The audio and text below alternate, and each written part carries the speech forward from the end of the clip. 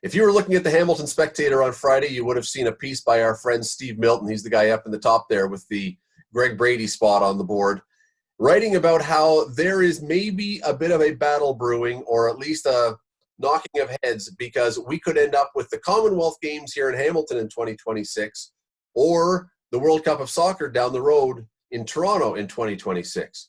Money aside, which one would you want? Let's dive down that rabbit hole.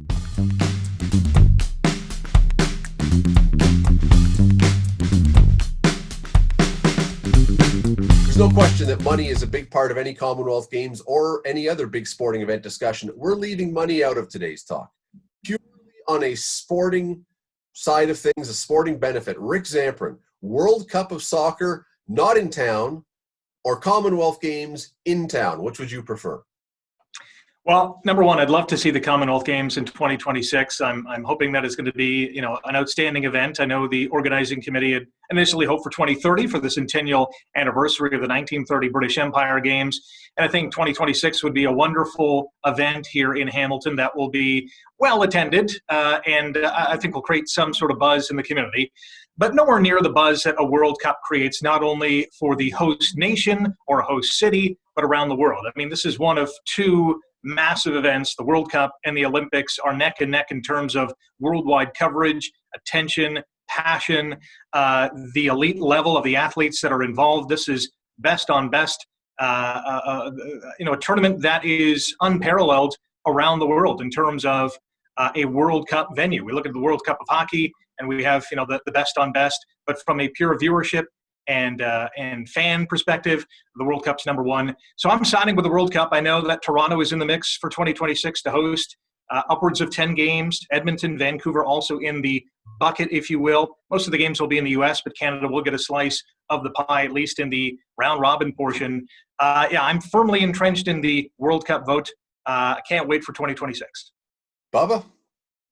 Well, I mean, I have to sort of take myself as the broadcaster out of me and say, okay, as a fan, what will get me out of my place to either venue, where to a venue in Hamilton for a Commonwealth Games or an actual soccer game down the road at BMO Field? And chances are that I would go to see a World Cup game. And I think obviously this is something that it just doesn't come around. It's never been in Canada before. So obviously you would want to be part of the history. I think why I'm really leaning towards there, guys, is because I think one of the struggles of the Commonwealth Games, especially in our modern day sports fandom, is that it's not the best versus the best. We could have the best athletes of Canada in those games, but are they facing the best competition? There's no United States. They're not part of the Commonwealth. In a World Cup situation, it's the Super Bowl of soccer. So obviously, I think I would want to see the best against the best, and I'm leaning towards going to see a World Cup contest. The thing that the Commonwealth Games offers that this World Cup doesn't offer is not everybody is a soccer fan. And the Commonwealth Games would allow, if you have interest in different sports, but soccer isn't it, you would have something that you could get behind. And furthermore, I'm assuming that if the World Cup Games were played in Toronto, that at least one of those games would involve Canada, but there's no guarantee. They could be playing in Vancouver or, as you say, elsewhere, maybe in Edmonton. So, you could end up with two lower rung teams that there's not a lot of passion around here, local people. And the Commonwealth Games gives you the opportunity to cheer for Canada, which is a huge thing with any local sporting event, that you get to cheer for the home side. That said, head-to-head, given a choice, money being no object, all that kind of stuff, it is hard to argue with the idea that you are going to see the best, that the world is watching, that the very best soccer player here. I would have to go with the World Cup, even if it's not in Hamilton, if it's down the road. Steve, I know you are entirely torn by this, though. Where do you lean?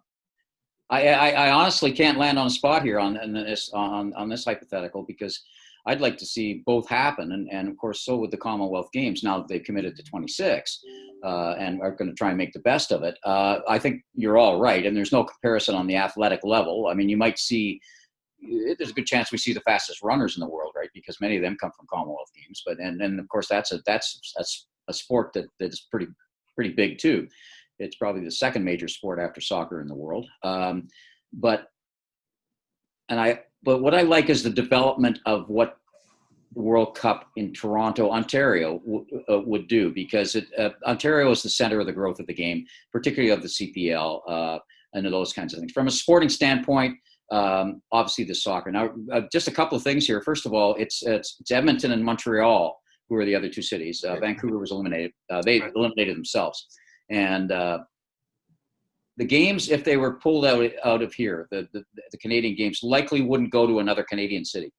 I mean, the Canada would likely play their games at home in the other two cities, but they wouldn't likely go there. There are 9 cities to choose that have to be eliminated, and so it would likely go.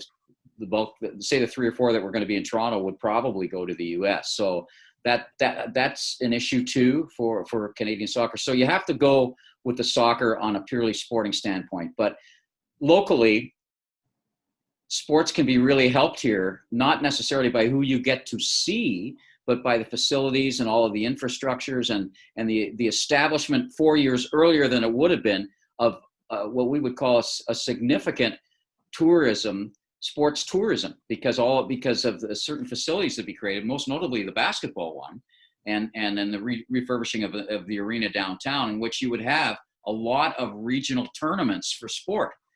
For various sports, hockey and particularly basketball and volleyball and all of those kinds of things. We're talking about qualifying events for national tournaments, CIS, all of those kinds of things. Creates a significant sporting tourism industry. So when you look at sport, you might want to look at that soon. Now that would happen if it happens in 2032, but this would be 4 years earlier. I think Rick, let me jump in with. Yeah. Sorry, let me jump in with Rick just for a second here, because Steve mentions about the future. What generates more growth for sport in the future? And again, we're not going to talk dollars here, just the idea, a major event like the World Cup that lots of young kids want to go see because it's so exciting, or infrastructure that's built in Hamilton that allows for, as Steve describes, other things that would go on here long term. Which creates more sports build? Well, I mean, I think the word we're talking about here is legacy, and I think the Commonwealth Games legacy in Hamilton would be massive in terms of, infrastructure projects. But beyond that, the inspiration that young kids in our community, whether they're attending some of these events or just watching them on TV or reading them in the newspaper or listening to them on the radio, they will be inspired to take up swimming or go into track and field, just get more athletic, which we need a lot more of in today's society. But from a overall legacy standpoint, a World Cup, whether it's in Toronto, Montreal, Edmonton, would be absolutely massive in terms of the next generation of soccer stars in this country. Soccer is the most played sport on the planet. And while our nation has made leaps and bounds in terms of the talent level, both with the men's and women's team, this would even elevate it that much more so. So I think from a legacy standpoint, a World Cup staging of even 10 games in this country would be absolutely astronomical. And locally, don't forget, a team would be training here. That's not for sure, but I can't imagine it doesn't happen. One of the teams that's going to come from somewhere else in the world is likely going to stay, let's say at Mac or Mohawk or somewhere, or one of the local hotels. All of their fans would be here. I don't want to get into the economic part of that. The other part of it is Hamilton from the soccer also would profit by the CPL, which Hamilton started. Is very tied to the World Cup. It was from the start. During its formation, several years before the CPL was formed, it was tied as part of the development program of a league. They're inseparable from each other, and 26 is to be the peak of that. And Hamilton, being the premier franchise in the league, would benefit from that. And so would the area, because by then you're going to see a team in Kitchener, perhaps London, and a tiered league. So this thing has a lot of tentacles. It's a really good question, but it's really hard to land on a specific answer on which, from a sporting aspect, is better. I mean, there's no doubt that the soccer is the big thing. The biggest participation sport for children in the country, in the province, and perhaps right even in our region, and I'll say Halton and Hamilton region, is soccer. And to me, it's a slam dunk. I mean, you get kids and you get international crowds. You have kids of all levels that would want to see a World Cup contest. And it doesn't even have to be a Canada game. It could be Peru versus Nigeria.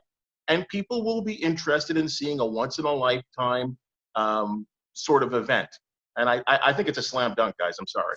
And your point about not being Canada is correct, although I would suggest, Bubba, that for the World Cup to have the kind of thing, I mean, it's a huge event, it's a big thing.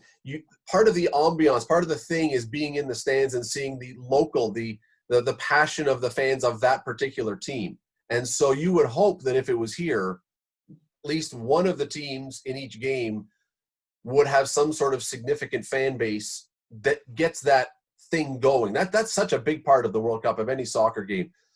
And so, yeah, you could put two teams that have very little community in Canada, and they'll have some people there. But man, you put Canada, you put Italy, play an Italy game in Toronto and see what happens. That's not going to happen. But well, obviously not. But no, because the stadium's not big enough. But you're right, and let me just emphasize and underscore that point. The men's final of the Pan Am Games had Uruguay in it. There were 4,000 people outside the gate who could not get in, and most of them from Uruguay, or Uruguayan extraction. And so there's that kind of thing. Toronto's the most by many studies, not every study, but many studies, the most multicultural city in the world. There's very few teams that you could put in Toronto that wouldn't draw very yeah, big, you would think. right? You would think there are some that would draw enormously. And now that would happen with the Commonwealth Games too. A lot of people would come here don't forget about cricket, right? And the massive cricket audience that there is in certain parts of Toronto, even say in the West End of Hamilton, East End of Hamilton as well, and Stony Creek, which would elevate the parts of that sport. Again, given in today's standards, soccer is, if you had to choose between the two, but this is a low grade Sophie's choice in a way. And it's theoretical what we're talking about here. The other thing, can I point out, guys, is this isn't maybe a little bit of a controversy. I think it's a big one. I think it's a bigger battle than maybe everybody is letting on. If it comes down to it, where they really have to choose, yeah, it becomes a issue. We got to wrap up, but we're going to go around the horn. And somehow, Bubba, when we do this, we always go to you last. So I'm going to you first this time. World Soccer in Toronto, or Commonwealth Games and infrastructure legacy in Hamilton? Your choice. Footy. Rick? Yeah, I'll go with the World Cup. I got to go World Cup as well. Steve? Photo finish. Went to the judges. Not the Russian judges, I hope. Judges. And I'm going to, here's what the great Terry Jones once taught me. Never go wrong going local. There you go, 3-1. We'll see. It will. This may be one we have to pick up and talk about again if this thing really becomes, Steve describes it, that low-grade Sophie's Choice. Maybe we'll bring in Meryl Streep to help break the tie. We will be back again soon. Follow us, subscribe down below, get the notifications going. Let us know what you think. What is your choice on this one? What would you want? Send us a note. Contact us online. We would love to hear from you. We'll talk to you again soon.